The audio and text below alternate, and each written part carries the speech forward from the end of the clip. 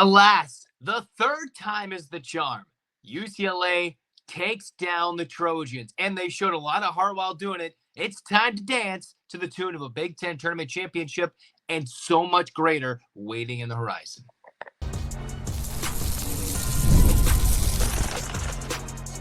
You are Locked On UCLA, your daily podcast on the UCLA Bruins. Part of the Locked On Podcast Network, your team every day. Welcome, everybody, to this edition of the Locked On UCLA Podcast. I'm your host, Zach Anderson-Yoxsimer. Thanks for making this show your first listen each and every day. It's free wherever it's your podcast, and it's available on YouTube. Like, comment, subscribe. Thanks for your support. This is the episode where we react to UCLA beating USC to the tune of a potential number one overall seed in the NCAA tournament. Now, of course, the greatest trophy, the greatest one of them all, that both teams are looking to claim is the NCAA tournament. All right. USC won the Big Ten regular season. UCLA wins the Big Ten tournament. And they showcased a lot of heart, a lot of grit. And I think they reminded themselves with this effort, right? They reminded themselves, oh, wait. We can go beat SC. We are one of the best teams in the country. And wait, this is why we were preseason number one, number two, right? UCLA is the team that is to beat. All right? As much as it looked ugly early, terrible going into halftime, horrible in the beginning of the third quarter. Next thing you know, UCLA slowly whittled their way back. Very similar, in my mind, to the Pac-12 tournament semifinal of a year ago, right? In terms of kind of how it played out. Big lead, USC, and a third chance. UCLA comes back, takes the lead, and then took a USC miracle to win that Pac-12 tournament championship semifinal last year, leading to a Pac-12 tournament championship. This year, UCLA, just kind of how it happened, a week later, they played after that game at Pauley where it was sold out, and they couldn't get the students in. So many things were going wrong. You get rid of it. You get rid of all the noise from Los Angeles. You go to Indianapolis. You go on a neutral floor thousands of miles away. And the next thing you know, a player's closed-door meeting. You mix that all in with the leadership, the best players who are in severe foul trouble in the third quarter. It's not like they went on a run. No, it was, oh, this player's got her third. London Jones picked up her fourth foul. Maybe that helped with the game plan and they got a better defender on her. But Gabby Hawkins, 2 quick early fouls. Kiki Rice, 3. Jones. It was stacking the deck against him. It's like, all right, Lauren Betts, time for you to wake up. And she reminded herself that, hey, as much as all the talk is with JUJU, and fair enough, yes, it is, Lauren Betts is one of the best players in the country. In the Big Ten championship game, on the third game in 3 days, you're wondering how the legs and how the fatigue is bothering these players. You saw USC didn't make a field goal for 9 minutes to start the fourth quarter. Well, UCLA's utter dominance of Ohio State in the semis allowed them to rest their players. They've already played a 3-game in 3 days scenario back in Hawaii in November to prepare for this exact scenario where they don't really have to do something like this for the rest of the season. All right. A little tough. You're going to have to play a couple games in a couple of days in the NCAA tournament mixed in with some travel and neutral sites outside the first couple of rounds. But this is one of those you're like, who's going to step up?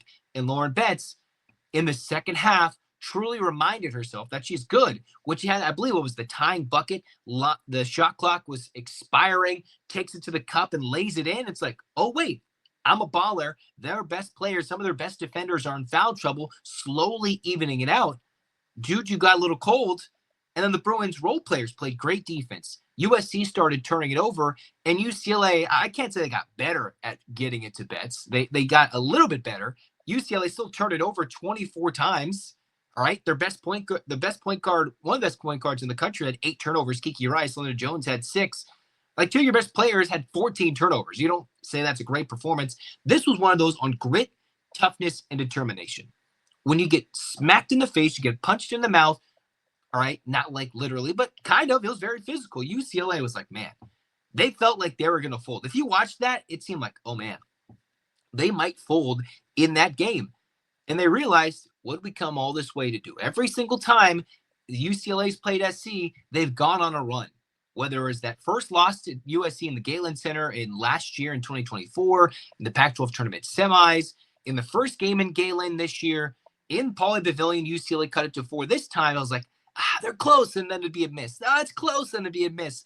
At the end of the third quarter, a miss, a turnover at the beginning of the fourth, and you're like, oh, just get over the hump, get over it. And once it got over, you're like, oh, it's downhill. We're zooming. And UCLA was. Now, the whistles were a little questionable in certain calls, but it felt like UCLA, when they weren't going after it, they weren't taking it to them. USC was like, we're going to get some extra shots in. Not like cheap shots, but they went in, they were diving for the basketball. And it was pretty clear UCLA wasn't at that level in the beginning of the game. And then when the whistles were swallowed late, UCLA was like, hey, let's get a shoulder. It was clearly the Bruins realizing they could be physical back and proving it to themselves. All right. This seems destined for a round 4. It only seems like it's right to have a round 4 this year. And it seems like in the Big Ten, it was all going to come down to UCLA and USC in the regular season, in the Big Ten tournament. And it might just come down to the national crown, when and where these teams play. Are they playing in the Final Four? Are they playing in the national championship? Now, UConn is going to have something to say about that. South Carolina just beat down Texas, the number 1 team in the country in the SEC tournament, by 20. They're going to have something to say. So will Texas, Notre Dame as well. TCU is sneaking in there. TCU just wrapped up a little Big 12 championship. So there's a short list of contenders, maybe 1 or 2 that I forgot. Maybe Notre Dame I throw in there as well, but they got upset lately. UCLA is in that short list. And they proved to themselves we don't have to play as well, and we can still do it from heart, defense, and tenacity. Now, while I emphasize turnovers, UCLA took that to mean, well, let's force USC into close to 20 turnovers. Because there are times when USC is not as good as taking care of the basketball, right? In this game, JUJU still had 5 turnovers. You have Talia Van Alhoffen with 4 of her own. These USC players, every single one that stepped on the floor, all 8 players used by Lindsey Gottlieb, turned it over. That is how UCLA was able to get back in the game. The Bruins can go 8 to 9 deep, all right? Now, we saw a lot less from Arnasalo, but Arnasalo gave more assists than she did turnovers. The same can't be said for the players coming off the bench for USC. UCLA got dominated on the O boards. You would think a team led by Lauren Betts with some size, some athleticism can get the rebounds. No, USC was leading the second chance efforts over and over, didn't fully cash in, but overall the Bruins got to the free throw line, right? This was a rare game where USC shot, a lot less free throws, kind of similar to how the game played out in Poly in terms of the end free throws. UCLA made their free throws. They hit their threes at an efficient clip, and it was huge that Lauren Betts and the Bruins got red hot against Ohio State from 3, because I thought they need to make their threes to win a championship, whether it be a Big Ten or the ultimate goal, a national crown to go deep in the NCAA tournament. They need to hit their threes, and they went 8 of 15. Of course, it's not like a team hitting 14 threes. They don't have a superstar shooter like a Caitlin Clark or any type of shooter that can go light it up, but but London Jones and the likes of Tamia Gardner are game changers from three-point land, right? Gardner hit some clutch threes, ended up 3 of 8, but those are clutch threes at the moment. London Jones had 13 points, had turnovers, but held the fort down, making all her free throws, hitting 3 threes, and they're like, okay, that's a much better clip than when she was the last couple of games against USC. You mix in a couple of timely Dugalich threes where she made all her shots, all her free throws, 8 points. Look at the difference in this game. It's in the details. The details where UCLA took a big run, ran it, brought the physicality, and the depth overall made a bit more happen for the Bruins. Now, you saw when Kiki Rice and Lauren Betts went to the bench, USC could go on a big run. They'd hold the Bruins off. But when they're there, and if JUJU's going cold, because JUJU, as great as she is, will go cold generally during a game. Even if she's on fire, she will miss 4 or 5 in a row. That's when you have to go on your run. Or you rip it off. Or when they're not calling fouls every possession, because they just can't in the sport of basketball. They try to sometimes, but they can't. That's when you bring your physicality. And when Lauren Betts wasn't in foul trouble, it's like, wait a minute. Of all the players on the floor, Lauren Betts is the one not in foul trouble. Go after the ball. 4 blocks, 4 steals, 2 assists, 5 rebounds, doing just about everything on the court. And while you're not going to see it in terms of big amassed points, right? You're going to see JUJU with 29. Cool. We know she's great. But let's not forget Lauren Betts is too. And they got the last laugh today. And with how things have played out in the conference tournaments, South Carolina dominating Texas. Okay, well, UCLA has that win over South Carolina.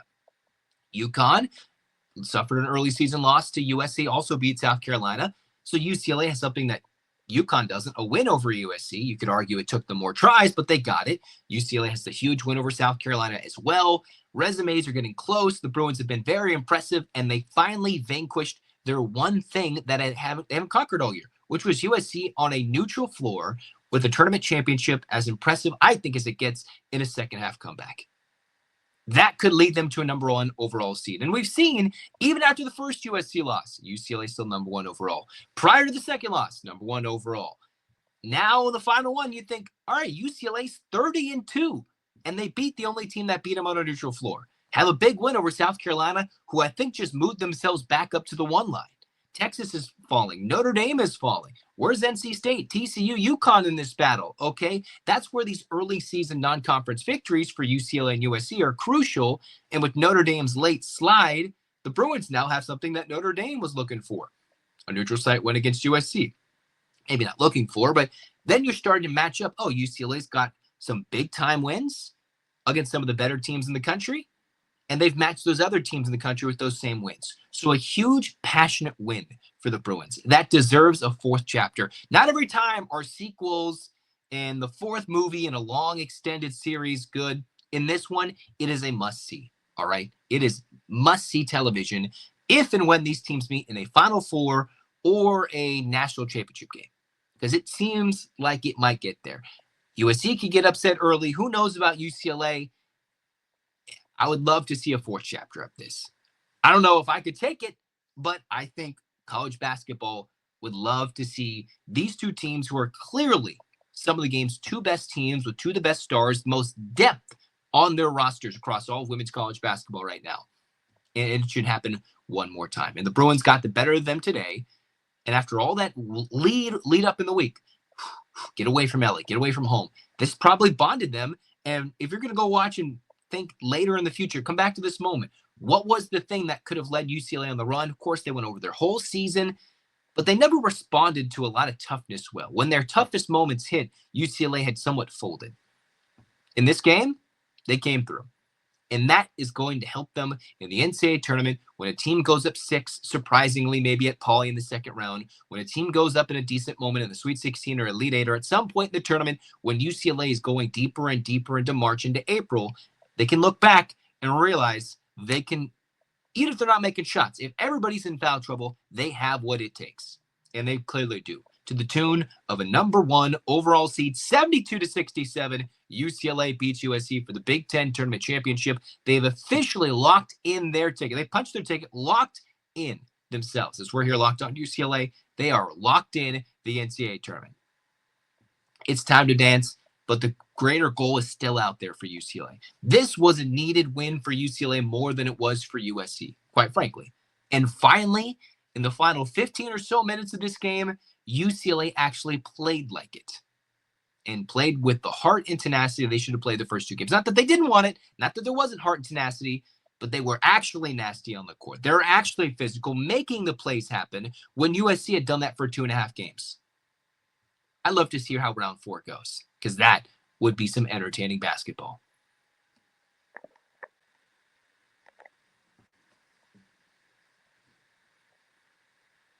Your home should reflect your style, and with Wayfair, it's easier than ever to make that happen. And whether you're looking for a simple refresh or tackling a big home project, Wayfair has everything you need in one place. Wayfair's huge selection makes it easy to find the perfect piece, no matter what your space is or budget. You got the cozy furniture, the kitchen essentials, outdoor must-haves. Wayfair has it all at prices that fit within your budget. If you want that perfect piece, hey, maybe you're looking for that new rug to put the whole living room together. Wayfair has so many stylish options at great prices. Head over to wayfair.com and find something that's just your style today. That's WAYFAIR.com.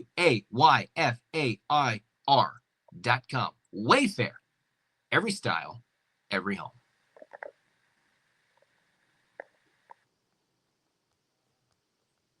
All right, that's going to do it for us here on Locked On UCLA. Let's get your hands up, Bruins fans. Loud and proud. This is a weekend where the men and the women take out those people that like to say they're from Troy, where the men and women, get out of here. They beat SC. Loud and proud. Loud and proud so all of Los Angeles can hear, and all those fake bandwagon SC fans can hear you as well. And 1, 2, 3, 4, 5, 6, 7, 8, UCLA. UCLA, BETTS. Not once, not twice. Let's make it happen again. Go Bruins. Kick that butt. Big Ten champs. Big win in this one. There's greater things to come for both teams. March is only getting madder. So come here to Locked On UCLA for all your coverage with the UCLA basketball teams, spring sports, football, as well as spring ball just around the corner. But we know it's March Madness, so it's basketball time. The men go to the Big Ten tournament as the 4 seed. It's looking great. The good, the bad, and the ugly, the highs and the lows and everything in between. You're going to want to be here and be therapeutic, or just get excited, or scream happy tears. There's everything. Like, comment, subscribe, I should say, on the Locked On UCLA podcast. Thanks for your support. This has been Locked On UCLA. Zach signing off. Go Bruins. BETTS.